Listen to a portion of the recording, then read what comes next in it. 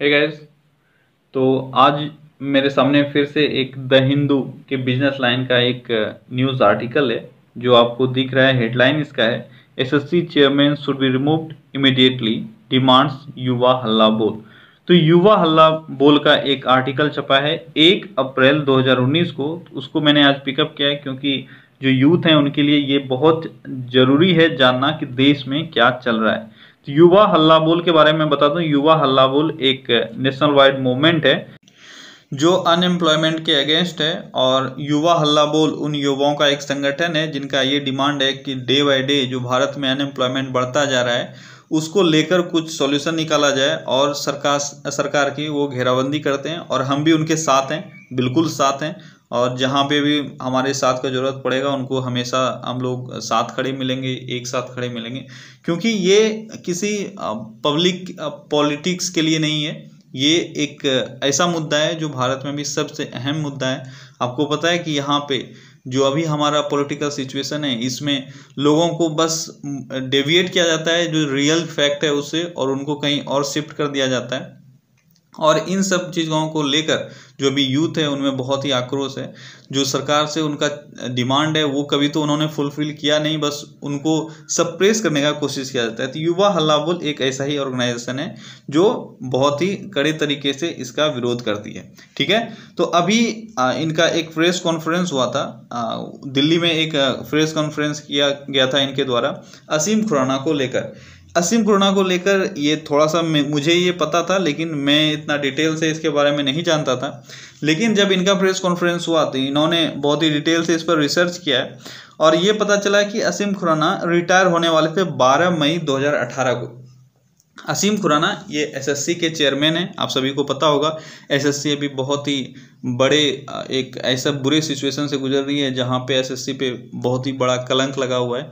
SSC एक ऐसा organisation है जो यूपीएससी के बाद भारत में अहम पोजीशन रखा हुआ है। लेकिन एसएससी में जो चीटिंग का और जो बुरे तरीके से जो एग्ज़ाम कंडक्ट कराने का एक इल्ज़ाम लगा हुआ है उसमें जो सबसे मेजर कल्प्रिट हैं वो असीम खुराना है, एसएससी के चेयरमैन।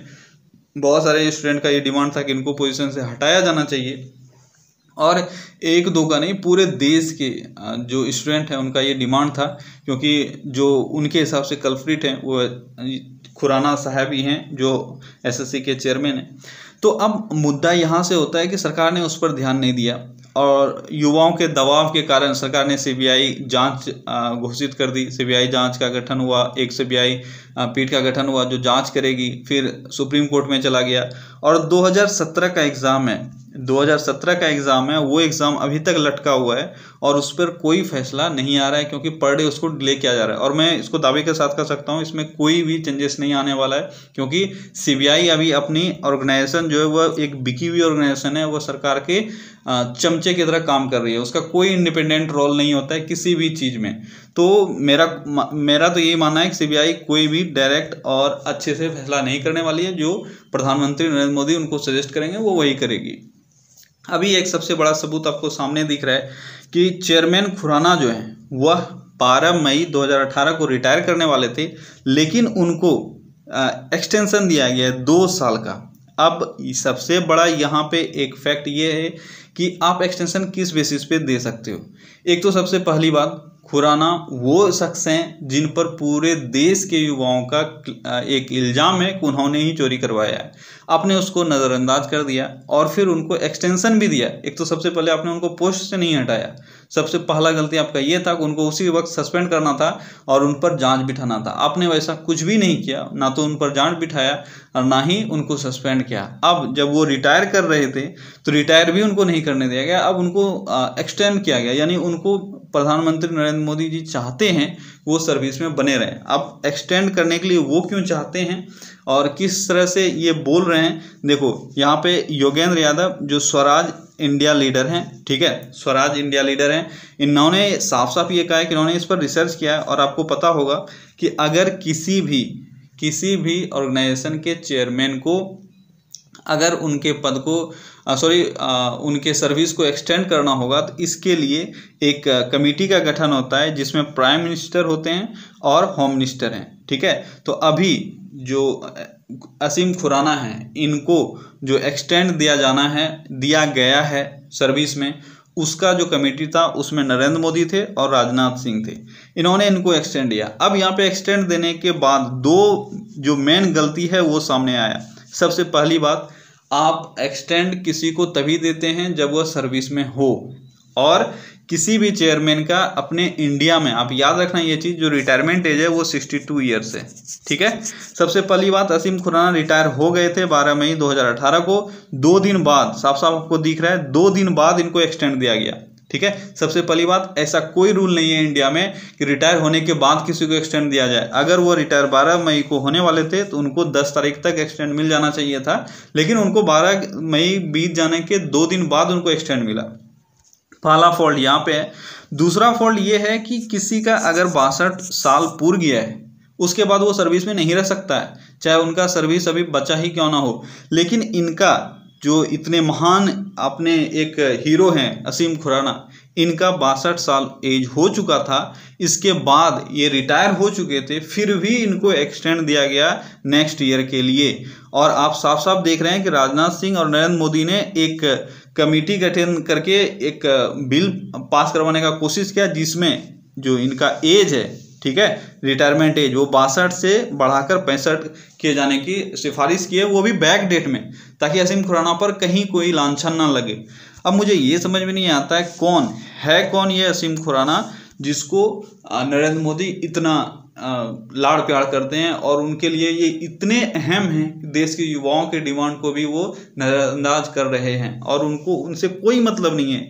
यहाँ के जो स्टूडेंट्स हैं, जो मेन इसमें जिन पर बहुत ही बुरा चीज़ हुआ है, क्योंकि अगर किसी स्टूडेंट के साथ ऐसा हुआ है कि एग्ज़ाम में चीटिंग वगैरह हुआ है, तो वो एग्ज़ाम में फेल हो गए हैं, या जो भी हो, अभी आपको पता है कि एसएससी एक बहुत ही बुरे दौर से गुजर रही है, तो उन स्टूडेंट का कोई ख्याल नहीं है हमारे प्राइम मिनिस्टर को। और अभी आपको देखने को भी मिल रहा है, अभी ये पुलवामा हमले के बाद जो उनका इलेक्शन का जो एक मेन प्रोपेगेंडा है, वो है पाकिस्तान को बर्बाद करो। भाई आप तो पहले आबाद हो जाओ, आपके देश में क्या हो रहा है, आप बेरोजगारी से अब आपके युवा गुजर रहे हैं, उस पर कोई चर्चा कहीं पे भी नहीं होता है। कहीं पे भी आपने ये नहीं सुना, बस उन्होंने कहा कि हमने रोजगार दिया। अगर आपने रोजगार दिया और वास्तव में भारत के सारे युवा रोजगारी हो गए, वो सब एम्प्लॉयड हो गए, तो जो रोड पे घूम रहे हैं, जो हल्ला बोल कर रहे हैं, वो सब कौन है? वो सब नाजायज हैं क्या? वो सब किसी और देश के औलाद हैं क्या? आप किसको बोल रहे हैं कि आपने रोजगार दिया? जब सारे युवा रोड पे हैं तो रोजगार आपने किसको दिया? आपके बच्चे तो हैं नहीं, तो आपने रोजगार दिया किसको? देश के बच्चे रोड पे घूम रहे हैं तो रोजगार मिला किसको? सबसे बड़ा मुद्दा एक ये है कि ये जो घूमते रहते हैं राजनाथ सिंह, आपके अरुण जेटली और हमारे माननीय प्रधानमंत्री नरेंद्र मोदी, जो रोड शो करते हैं और चैनल्स पे आके यहाँ पे जो बोलते रहते हैं कि हमने रोजगार दिया, 200 करोड़ रोजगार दिया, 2 करोड़ रोजगार दिया, किसको दिया? सबसे पहला बात, अगर आपने रोजगार दिया तो युवा रोड पे क्यों हैं? इसका कोई कहीं पे भी कोई एक प्रूफ नहीं मिलेगा आपको कि इन्होंने क्या किया है, नहीं किया है। बस अभी एक मेन मुद्दा इन्होंने लिया है कि पाकिस्तान ने हम पे हमला किया, हम लोग बर्बाद करेंगे पाकिस्तान को। क्या इस मोटिव से देश आगे बढ़ेगा? मेरा ये नहीं मानना है कि पाकिस्तान ने हमला किया या नहीं किया, वो हमारा मैटर बिल्कुल नहीं है। और जहाँ तक मुझे ऐसा लगता है कि इसमें मुझे अपना पॉलिटिकल पार्टी का ही हाथ लगता है, लेकिन ये थोड़ा कंट्रोवर्शियल हो जाएगा, इसलिए मैं उस बात पे यहाँ चर्चा नहीं करूँगा। लेकिन क्या पाकिस्तान पे हमला करने से हमारा देश आगे बढ़ जाएगा? यहाँ के युवाओं को जॉब मिल जाएगा? जो हमारा एग्ज़ाम का जो डिपार्टमेंट है वो सही हो जाएगा? आपने अभी तक क्या किया? 2017 का एग्ज़ाम था और 2019 को आ चला है, आपने अभी तक एक एक्शन नहीं लिया है, ना ही युवाओं को ये भरोसा दिलाया है कि एक्शन सही जा रहा है, काम सही तरीके से हो रहा है। और ऊपर से असीम खुराना जो एक बहुत ही बड़े, मैं तो यहाँ पे बोलना भी नहीं चाहूँगा, बीप बीप बीप साउंड आप समझ लो, इंसान है, उसको फिर से एक्सटेंड आपने किया है। क्या सोच के किया? आपका वोट बैंक तैयार होगा इससे? अब आपको यहाँ पे ये पता होना चाहिए कि ये असीम खुराना है कौन। और एक बात और, जो यूपीएससी को इन्होंने, अब ऐसा होता है कि अगर एसएससी के किसी भी मैटर को लेकर कुछ एक बिल को संशोधित करना है, ठीक है, एसएससी के कुछ भी रूल रेगुलेशन को संशोधित करना है, तो उसके लिए यूपीएससी से परामर्श मांगा जाता है, ठीक है। तो जब यूपीएससी से परामर्श मांगा गया तो उन्होंने साफ साफ मना किया कि ऐसा भारत में कोई प्रावधान है ही नहीं, तो आप किस तरह से संशोधन कर सकते हैं और क्यों करेंगे संशोधन। जो रूल है वो सही है, आपको उस हिसाब से करना होगा। ये यादव ने यानी योगेंद्र यादव ने ऐड करते हुए कहा कि इन्होंने आरटीआई करके सारे डॉक्यूमेंट्स को भी कलेक्ट किया है। ये आप इनसे संपर्क कर सकते हो अगर आपको ज़्यादा इसके बारे में जानकारी चाहिए। तो इन्होंने साफ साफ बोला है, उनके पास सारा सबूत है, ठीक है। और हो भी क्यों ना, क्योंकि अपने देश में ऐसा कोई इंसिडेंट नहीं है जहां पे अभी प्रधानमंत्री इन्वॉल्व नहीं हो, चाहे वह कोई भी तरह का इंसिडेंट हो, वहां पे अपने प्रधानमंत्री इन्वॉल्व है। और आरटीआई ने इनको मना कर दिया, ठीक है। कुछ तो डॉक्यूमेंट उन्होंने दिया, लेकिन जब पीएम के सिग्नेचर वाले डॉक्यूमेंट को क्लेम करने का इन्होंने कोशिश किया तो आरटीआई ने साफ मना कर दिया कि वो कॉन्फिडेंशियल डॉक्यूमेंट है और वो हम आपको नहीं दे सकते हैं। तो आप ये समझ सकते हैं कि ऐसा कौन सा कॉन्फिडेंशियल एसएससी से रिलेटेड चीज हो गया जो देश का गरिमा धूमिल कर देगा अगर वो पब्लिक के बीच में आ जाए। तो आपको समझ में आना चाहिए। अब देखो एसएससी के चेयरमैन असीम खुराना और नरेंद्र मोदी के बीच में संबंध क्या है, आपको ये समझना है। तो देखो, खुराना ये एक गुजरात ग्रेड के आईएएस ऑफिसर हैं, ठीक है। मेनली यहाँ पे एक ही संबंध हो गया, गुजरात के हैं तो नरेंद्र मोदी के वो अपने हो गए, ठीक है। और इनको 1 साल का एक्सटेंशन दिया है, अभी 1 साल का मिला है, लेकिन फर्दर 2 साल का एक्सटेंशन मिल सकता है इनको। लेकिन मेरा भी सवाल यही है, जो युवा हल्ला बोल एक संगठन का सवाल है, आखिर क्यों आपने ऐसा किया। और उसके लिए सिर्फ आपने उसको एक्सटेंड ही नहीं किया, आप वहाँ के जो रूल रेगुलेशन है उसमें आप संशोधन करना चाहते हो। 62 साल को आप 65 साल करना चाहते हो। ये सब अभी क्यों? मेन एक सवाल यही है, अभी क्यों। तो आप लोग जो लोग इन वीडियो को देख रहे हो, इस वीडियो को देख रहे हो, अगर आपको भी ये सवाल चुभ रहा है कि ये आखिर क्यों, तो आप भी इस मुहिम के साथ आगे बढ़ो और युवा हल्ला बोल को सपोर्ट करो, ताकि जो हमारे प्राइम मिनिस्टर है, ये पीठ पीछे क्या कर रहे हैं ये किसी को नहीं पता है। बस सामने आते हैं और टीवी पे अपना न्यूज़ चैनल पे आके ये 2 बातें बोल देते हैं, हमने ये किया। अरे आखिर तुमने क्या किया? ये सवाल इस सवाल का जवाब कौन देगा कि इंटरनली तुमने क्या किया? एक्सटर्नली तो छोड़ो, तुमने पाकिस्तान को बर्बाद किया, तुमने अटैक किया। इंटरनली जो सवाल था, अभी अटैक के बाद एक मेन मुद्दा हमारे यहाँ से खत्म हो गया, वो था आपका जीएसटी से क्या नफ़ा क्या नुकसान, ठीक है। ये सब खत्म हो गया। और उसके बाद आपका था बेरोजगारी, ये सब खत्म हो गया। जो एसएससी का जो मेन मुद्दा चल रहा था वो खत्म हो गया। अभी सब कोई बस पाकिस्तान से बदला चाहिए। पहले पाकिस्तान से बदला लेने के बदले में अपने आप को सुधार लो, अपना देश आगे बढ़ा लो, नहीं तो अगले कुछ सालों में जो हालत अभी पाकिस्तान का है वो भारत का हो जाएगा। तो आप सब जो भी अभी इस वीडियो को देख रहे हैं, आप भी अगर चाहते हो कि इस सवाल का जवाब मिले तो आप भी इस वीडियो को ज़्यादा से ज़्यादा लोगों तक शेयर करो, क्योंकि ये फॉल्स न्यूज़ नहीं है। आप नेट पे जाके सर्च कर सकते हो, और ये मैं नहीं बोल रहा हूँ, ये द हिंदू का, आप जानते हो हिंदू से बड़ा रेपुटेड मेरे नज़र में कोई न्यूज़पेपर नहीं है, द हिंदू का ये आर्टिकल है, और साफ साफ यहाँ पे आपको देखने को मिल जाएगा जो आप देखना चाह रहे हो, ठीक है।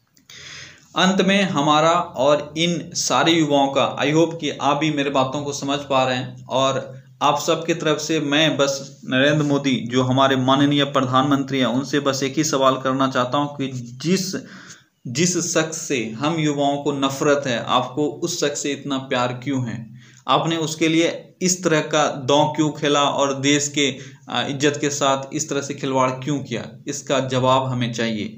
तो अगर आप भी इसका जवाब चाहते हो तो युवा हल्ला बोल के साथ आप जुड़ो और इस मुहिम को आगे बढ़ाओ, ताकि यहाँ के युवाओं को, यहाँ के यूथ को जो फैक्ट है उसका पता चल पाए, और हमारे देश में क्या हो रहा है इसमें हम भी शामिल हो, हमें भी पता हो कि देश में आखिर हो क्या रहा है।